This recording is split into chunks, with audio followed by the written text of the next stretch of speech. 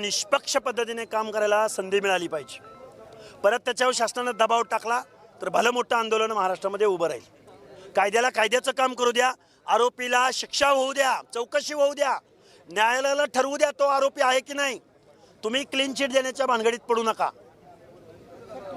निवडणुका लढवायची दुसरीकडे राहुल गांधींनी आरोप केलाय आणि आता महाविकास आघाडीने देखील आरोप काढला होता की वोट चोरी समजा। बघा, वोट चोरी वगैरे त्या सगळ्या संविधानाच्या स्वायत्त सगळ्या गोष्टी आहेत, तांत्रिक गोष्टी आहेत। अरे आमचं आरक्षण संपवलंय आणि आमचं प्रतिनिधित्व नाकारलंय। आम्हाला लोकशाहीत माणूस म्हणून जे काही अधिकार दिलेले आहेत, रिझर्वेशन पॉलिसी दिलेले ती नाकारली। कशावर आणि कुणावर?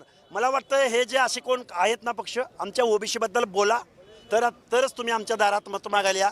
मग कुठल्याही पक्षाचा असो, आम्ही त्यांना घरचा रस्ता। महाराष्ट्राच्या महिला आयोगाच्या अध्यक्षांनी जे